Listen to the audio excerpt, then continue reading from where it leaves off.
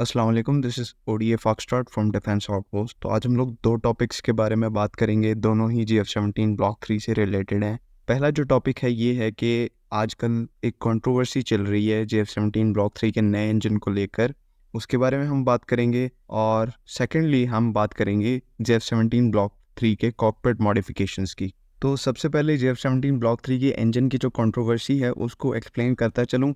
ये basically controversy सारी तब स्टार्ट हुई जब पाकिस्तान के एक एविएशन फोटोग्राफर जो कि दुबई एयर शो 2023 को कवर करने के लिए पाकिस्तान की साइड से गए हुए थे, उन्होंने अपने ट्विटर हैंडल से एक पिक्चर शेयर की जिसमें उन्होंने कैप्शन दी RD-93MA। आपको पता है RD-93MA जो है वो RD-93 का अपग्रेडेड वेरिएंट है और प्लान के हिसाब से RD-93MA को GF-17 ब्लॉक 3 के अंदर लगना था, क्योंकि GF-17 ब्लॉक 3 के अंदर काफ़ी सारी नई एवियोनिक्स डाली गई हैं जो कि हाई पावर कंजप्शन के साथ आती हैं और उनको सही से रन करने के लिए इसके अंदर नया इंजन होना ज़रूरी था ताकि जो पावर सप्लाई है वो बेटर हो और ज़्यादा एफिशिएंट हो। RD-93MA जो है वो वैसे भी ज़्यादा थ्रस्ट प्रोड्यूस करने में कैपेबल था और साथ ही ये काफ़ी ज़्यादा एफिशिएंट भी था as compare to standard RD-93। तो मसला सारा यहाँ ये आता है कि RD-93 और RD-93MA के अंदर कोई भी फिजिबल डिफरेंस नहीं है, तो हम या कोई भी ये नहीं कह सकता कि जो पाकिस्तान के GF-17 ब्लॉक 3 है, जो इंडक्टेड है, जो फर्स्ट बैच है, उसमें RD-93 लगा हुआ है या RD-93MA लगा हुआ है।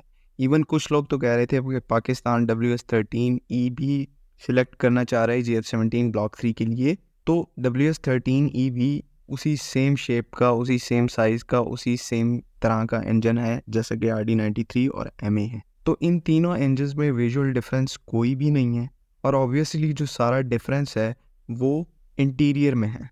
देखिए, पाकिस्तान एयरफोर्स की वजह से कोई क्लैरिफिकेशन इस वजह से नहीं आ रही कि कई चीज़ें जो होती हैं वो क्लासिफाइड होती हैं और अगर वो मीडिया के अंदर ना ही आए तो वो बेहतर है। तो मे भी इसमें हो सकता है कि पाकिस्तान एयरफोर्स जानबूझकर हमें क्लैरिफिकेशन ना दे रही हो, इसीलिए बेटर होगा कि हम इस मामले को ऐसे ही रहने दें। अगर ये चीज़ें डिक्लासिफाइड होती हैं तो इन फ्यूचर में हमें इंशाल्लाह इस चीज़ के बारे में क्लैरिफिकेशन ज़रूर मिलेगी।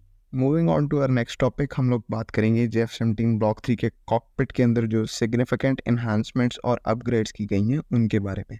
तो सबसे जो पहली और प्रोमिनेंट अपग्रेड है वो ऑब्वियसली इसका हेडसअप डिस्प्ले। पहले इसके अंदर डबल पैनल हेडसअप डिस्प्ले आता था जो कि काफ़ी साइज़ में भी काफ़ी छोटा था और मेंटेनेंस के अंदर भी काफ़ी कॉम्प्लेक्स था। अब GF-17 ब्लॉक 3 के अंदर एक single panel wide area heads up display लगाया गया है जो कि बेसिकली सेम हेडसअप डिस्प्ले है जो कि J20 के अंदर यूज़ किया गया है। तो कुछ रिपोर्ट्स के मुताबिक ये जो हेडसअप डिस्प्ले है ये नाइट विजन को भी सपोर्ट करता है, लेकिन ये जो है सब अनकन्फर्म्ड रिपोर्ट्स हैं। और ऑब्वियसली एक वाइड एंगल हेडसअप डिस्प्ले है तो जो है इंफॉर्मेशन के लिए प्लेंटी ऑफ स्पेस है और जो सफिशेंट इंफॉर्मेशन है वो इसके ऊपर शो हो सकती है। बेसिकली ये एंटी ग्लेयर टेक्नोलॉजी के साथ आता है जिसका मतलब ये है कि तेज़ धूप में भी पायलट को तमाम जो इन्फॉर्मेशन है वो क्लियरली विजिबल होगी। इसके जो व्यूइंग एंगल्स हैं वो भी बहुत अच्छे हैं और जो रेजोल्यूशन है वो भी बहुत ज़्यादा है। दूसरी मॉडिफिकेशन जो अपग्रेड की बात करें तो जो इसका रेडियो कंट्रोल पैनल है जो कि हेडसअप डिस्प्ले के बिल्कुल नीचे होता है। ब्लॉक 1 और ब्लॉक 2 में हमने देखा कि इधर काफ़ी सारे बटन्स होते थे, उनके साथ नॉब्स होती थी, एक दो जो है छोटी डिस्प्लेज होती थी, लेकिन ब्लॉक 3 में इस पैनल को चेंज किया गया है और टच स्क्रीन पैनल लगाया गया है।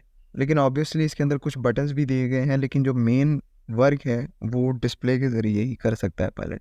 हम सबको पता है कि GF-17 के अंदर जो है सॉफ्टवेयर डिफाइंड रेडियो का यूज़ किया गया है जो कि इसे एंटी जैमिंग कैपेबिलिटी प्रोवाइड करता है। तो coupled with this touch screen जो GF-17 का मवासलाती निज़ाम है वो काफ़ी ज़्यादा स्ट्रॉन्ग हो जाएगा। एक जो अपग्रेड जिसका हम काफ़ी प्रोमिनेंटली सुन रहे थे वो ये था कि इसके अंदर जो 3 MFDs हैं, मल्टी फंक्शनल डिस्प्लेज हैं, उनको ख़त्म करके इसके अंदर एक large area multi functional panel लगाया जाएगा जैसा कि हम F-35 में देखते हैं। लेकिन ऐसा जो है फ़िलहाल के लिए मुमकिन नहीं हो पाया, पर हम उम्मीद रखते हैं कि आने वाले ब्लॉक्स में इस चीज़ को मद्देनज़र रखा जाएगा।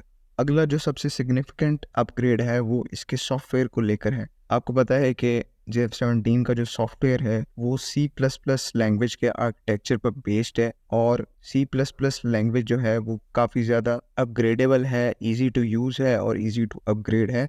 तो GF-17 का सॉफ्टवेयर भी इसी तरह ईजी टू अपग्रेड है और इसी चीज़ को मद्देनज़र रखते हुए GF-17 ब्लॉक 3 के अंदर जो है वो काफ़ी सॉफ्टवेयर इन्हेंसमेंट्स की गई हैं, जिसके अंदर पायलट को बेटर फंक्शंस प्रोवाइड किए गए हैं। जो सॉफ्टवेयर का ग्राफिकल यूज़र इंटरफेस है उसको बेहतर किया गया है, ताकि जो एयरक्राफ्ट का डाटा है वो स्मूथली पायलट को फीड किया जा सके। ये जो सॉफ्टवेयर है ये थ्री डी रेंडरिंग की कैपेबिलिटी रखता है और इंटेंस कंप्यूटिंग प्रोसेसेस को हैंडल कर सकता है। अगले अपग्रेड की बात करें तो जो जॉयस्टिक है वो प्रेटी मच वही है, लेकिन क्योंकि JF-17 ब्लॉक 3 के अंदर एक advance 3 axis fly by wire system दिया गया है। फ्लाई बाय वायर सिस्टम का बेसिकली मकसद ये होता है कि पहले होता था कि पायलट जो है वो डायरेक्टली एयरक्राफ्ट को कंट्रोल करता था मैकेनिकली, जिसके अंदर काफ़ी मुश्किलात आती थी। जॉयस्टिक जो है वो काफ़ी हार्ड हो जाती थी और पायलट को जो है वो काफ़ी स्ट्रगल करनी पड़ती थी। लेकिन फ्लाई बाय वायर सिस्टम में ऐसा होता है कि जॉयस्टिक जो होती है वो फ्लाइट कंप्यूटर से कनेक्टेड होती है, तो पायलट को सिर्फ इंस्ट्रक्शंस फ्लाइट कंप्यूटर तक पास करनी होती हैं। आगे जो इंटेंस ऑपरेशंस हैं वो फ्लाइट कंप्यूटर खुद ही परफॉर्म करता है। इससे बेसिकली पायलट के ऊपर जो कम्प्लेक्सिटी है वो कम होती है और पायलट ज़्यादातर कॉम्बैट के ऊपर फोकस कर सकता है, और इवेंचुअली जो जॉयस्टिक होती है वो काफ़ी स्मूथली ऑपरेट करती है। आप सबको पता होगा JF-17 ब्लॉक 3 के अंदर infrared search and track system भी लगाया जाना था और प्रॉमिस किया गया था, लेकिन कुछ अनकन्फर्म रिपोर्ट के हिसाब से ऐसा इस वजह से नहीं किया जा सका बिकॉज JF-17 के अंदर एक एडिशनल सिस्टम के लिए जगह मौजूद नहीं थी। बिकॉज KLJ-7A ईसा रेडार जो है वो पहले ही बहुत बड़ा है, तो चॉइस थी रेडार और IRST सिस्टम के दरमियान में, तो इवेंचुअली ईसा रेडार को चूज़ किया गया। लेकिन कुछ रिपोर्ट्स हैं जो कि ये कहती हैं कि JF-17 ब्लॉक 3 के साथ जो है एक पॉड बेस्ड IRST को इंटीग्रेट किया गया है, लेकिन हम इस बारे में अभी कुछ कह नहीं सकते। ऑल्दो चाइना के पास एक पॉड बेस्ड IRST सेंसर मौजूद है, लेकिन ये चीज़ कंफर्म नहीं है कि वो JF-17 के साथ इंटीग्रेट है या फिर पाकिस्तान एयरफोर्स प्लान रखती है इसको इसके साथ यूज़ करने का या नहीं। तो आई होप आप लोगों को सारी बातें समझ में आ गई होंगी। अगली वीडियो तक के लिए अल्लाह हाफिज़। पाकिस्तान जिंदाबाद।